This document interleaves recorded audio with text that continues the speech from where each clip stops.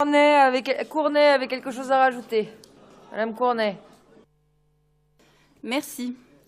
Madame la Présidente, Monsieur le Vice-président, mes chers collègues, nous sommes ici tous conscients que l'année 2016 aura été une annus horribilis pour le tourisme francilien. La baisse de la fréquentation touristique de notre région est estimée à 1,3 million, et cela pour des événements que nous espérons exceptionnels, comme la vague d'attentats, les mouvements sociaux violents, les intempéries. Mais la destination Paris-Île-de-France a également souffert d'une qualité d'accueil insuffisante en comparaison à d'autres destinations qui ont amélioré leur compétitivité. Or, fort de ce constat, l'effort budgétaire consenti par l'exécutif nous semble très insuffisant. Une simple stabilisation, alors que la région Île-de-France rayonne à l'international par sa vie culturelle et artistique. Certes, nous observons une réorientation de ce budget en faveur de l'investissement.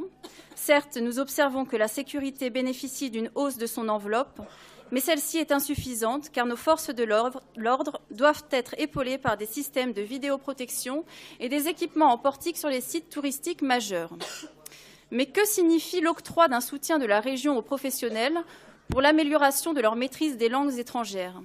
N'est-ce pas la mission première des professionnels du tourisme de recruter des personnes qualifiées?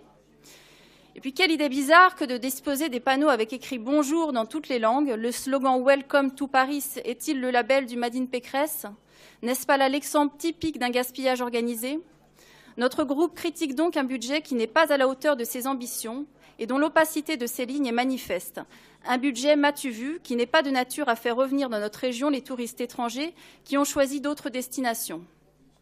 Les mesures préconisées par le groupe Front National Île-de-France Bleu Marine sont faciles à mettre en œuvre dans un espace-temps très court et nous nous en sommes déjà ouverts lors d'une précédente séance du Conseil régional.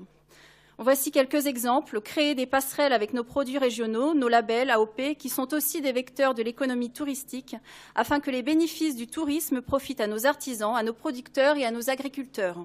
Faire respecter la loi républicaine à Paris et en Île-de-France en vous opposant aux camps de migrants de plus en plus nombreux qui abritent la clandestinité, défigurent notre région et sont vecteurs d'insécurité.